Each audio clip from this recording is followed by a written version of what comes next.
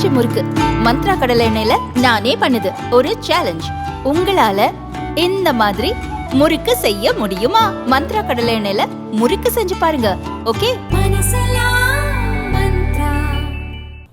Madam President, Excellencies, distinguished members of the General Assembly, greetings and namaskar from 1.4 billion people of Bharat. I congratulate the President of the General Assembly, His Excellency Mr. Philemon Yang, and strongly support the 79th UN General Assembly's theme of leaving no one behind. Madam President, we are gathered here at a difficult time. The world is yet to recover from the ravages of the COVID pandemic. A war in Ukraine is well into its third year. The conflict in Gaza is acquiring wider ramifications. Across the global south, development plans have gone off rails and SDG targets are receding. But there is more. Unfair trade practices threaten jobs, just as unviable projects raise debt levels. Any connectivity that flouts sovereignty and territorial integrity acquires strategic connotations, especially when it is not a shared endeavor. Technology advancements, which have long been a source of hope, are now equally a factor of anxiety. Climate events occur with greater intensity and frequency. Food security is as worrisome as health security. In truth, the world stands fractious, polarized, and frustrated. Conversations have become difficult, agreements even more so. This is surely not what the founders of the United Nations would have wanted of us. Madam President, almost exactly 8 decades ago, the first steps towards the formation of the UN were taken near here at Dumbarton Oaks. Refined thereafter at the Yalta Conference, they were finally approved in San Francisco. The debates of that era centered around how to ensure world peace, a prerequisite for global prosperity. Today, we find both peace and prosperity equally endangered. And that, Madam President, is because trust has eroded and processes have broken down. Countries have extracted more from the international system than they have put into it, enfeebling it in the process. We see that vividly in every challenge and every crisis. Reforming multilateralism is therefore an imperative. The urgency of this call is highlighted by the theme of this session. Leaving no one behind means advancing peace, ensuring sustainable development, and strengthening human dignity. This cannot be delivered by a UN paralyzed when faced with division, conflict, terrorism, and violence. Nor can it be advanced if access to food, fuel, and fertilizer is jeopardized. When capturing markets lacks restraint, it damages the livelihood and social fabric of others. Evasion of climate action responsibilities by the developed undermine the growth prospect of the developing.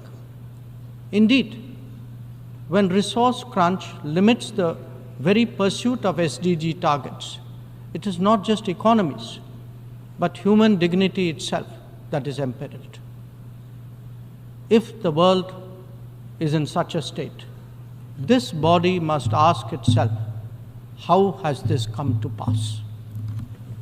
The problems arise from a combination of structural shortcomings, political calculations, naked self-interest, and yes, disregard for those left behind. It is natural to feel overwhelmed by what we confront now. After all, there are so many dimensions, different moving parts, issues of the day, and the changing landscape. But every change must begin somewhere, and there is no better place than where it all started. We, the members of the United Nations, must now seriously and purposefully address ourselves to that task. Not because it is a competition for influence or a squabble for positions, but because if we carry on like this, the state of the world is only going to get worse. And that could mean that more of us are going to be left behind. Madam President, as the world contemplates these concerns, India has sought to respond in a variety of ways. First, by focusing on the issues of the vulnerable, women, farmers, and youth, and fashioning targeted policies and initiatives for their betterment. Assured access to piped water, to electricity, to cooking gas, and new homes are changing millions of lives. The gender gap has started to close, be it in health, in education, or in the workplace. Our food producers, thrice a year, get financial support at the click of a button. And a third-term government has made skilling of the youth its key priority. Second, by expanding opportunities for employment and for entrepreneurship, including through stronger training and large-scale financial incentives. 495 million mudra loans have been given to small businesses in the last decade. 67% of them are to women. Equally telling, 6.56 million street vendors have availed of 8.85 million Swanidhi loans. This is just in the last 4 years. 45% of the beneficiaries are again women. Third, by creating templates that are replicable elsewhere. It could be digital delivery or enhancing the quality of governance and public services, as indeed making medicines and health facilities accessible and affordable. A digital public infrastructure and a people's pharmacy are today examples of what India can readily offer to the world.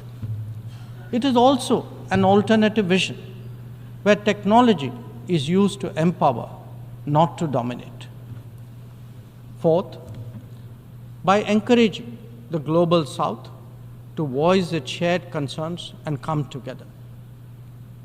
To that end, we have convened 3 Global South summits, the most recent in August of 2024.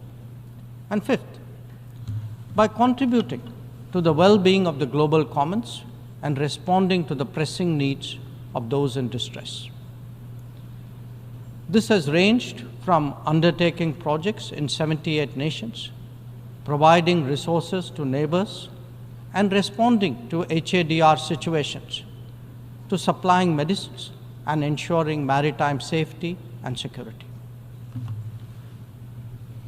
Madam President, given the scale of transformation underway in India, each of these dimensions underline that the world's problems can indeed be tackled, and that by working together, we can surely create a larger lifting tide. In these troubled times, it is necessary, Madam President, to provide hope and rekindle optimism. We have to demonstrate that big changes are possible and not over a long period. And nothing is more powerful in this regard than the transformative potential of the digital. We have seen its impact in our daily lives in India over the last decade. It is visible when public benefits from nutritional support and housing to energy and health are delivered efficiently and on a vast scale. Or when small business loans and farmers' support are extended without using intermediaries. In fact, when street vendors and expat workforce confidently use fintech in their regular transactions, when services delivery and benefits move seamlessly and transparently, less people will be left behind. That, Madam President, is India's experience and India's relevance. Such leapfrogging possibilities, coupled with people-centric policies and visionary leadership, can be real game changers. When India lands on the moon, rolls out its own 5G stack, dispatches vaccines worldwide, embraces fintech, or houses so many global capability centers, there is a message here. Our quest for a Viksit Bharat or a developed India will understandably be followed closely.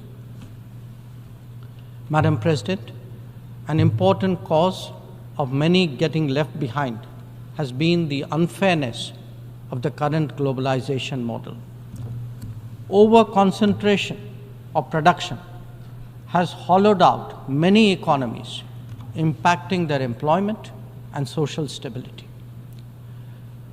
Democratizing global production, building resilient supply chains, ensuring trusted digital services, and espousing an open source culture, all these promote widespread prosperity. There are economic answers, just as there are social ones. Madam President, the UN has always maintained that peace and development go hand in hand. Yet, when challenges to one have emerged, due regard has not been given to the other. Clearly, their economic implications for the weak and vulnerable need to be highlighted. But we must also recognize that conflicts themselves must be resolved.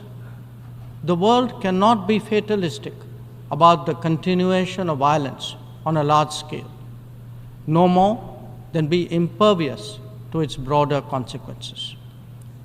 Whether it is the war in Ukraine or the conflict in Gaza, the international community seeks urgent solutions.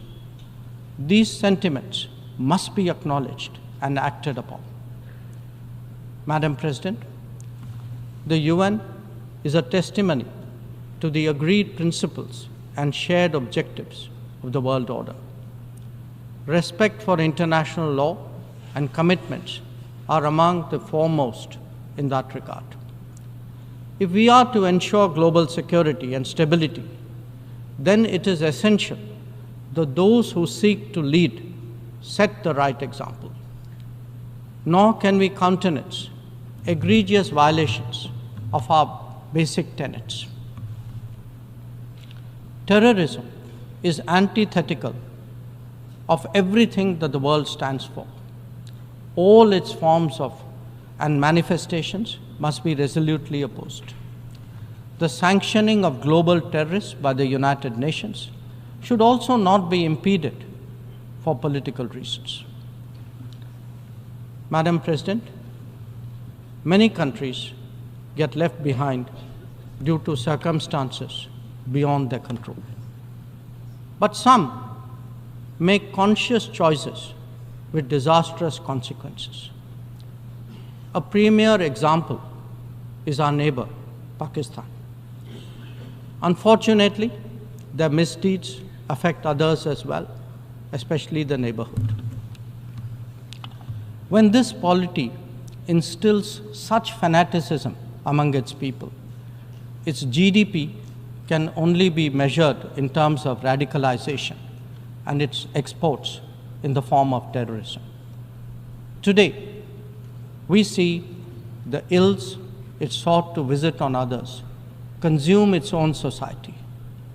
It can't blame the world. This is only karma. Madam President, a dysfunctional nation coveting the lands of others must be exposed and must be countered. We heard some bizarre assertions from it at this very forum yesterday. So let me make India's position perfectly clear. Pakistan's cross-border terrorism policy will never succeed, and it can have no expectation of impunity. On the contrary, actions will certainly have consequences. The issue to be resolved between us is now only the vacation of illegally occupied Indian territory by Pakistan, and of course, the abandonment of Pakistan's long-standing attachment to terrorism. Madam President, the global order is inherently pluralistic and diverse. The UN began with 51 members. We are now 193. The world has changed profoundly, and so have its concerns and its opportunities. But to address both, and indeed to strengthen the order itself, it is essential that the UN be the central platform for finding common ground. And that it certainly cannot be by remaining anachronistic. Large parts of the world cannot be left behind when it comes to deciding the key issues of our times. An effective and efficient UN, a more representative UN, and a UN fit for purpose in the contemporary era is essential. Let us therefore send out a clear message from this UNGA session. We are determined not to be left behind. By coming together, sharing experiences, pooling resources, and strengthening our resolve, we can change the world for the better. I thank you, Madam President. I thank the Minister for External Affairs of India,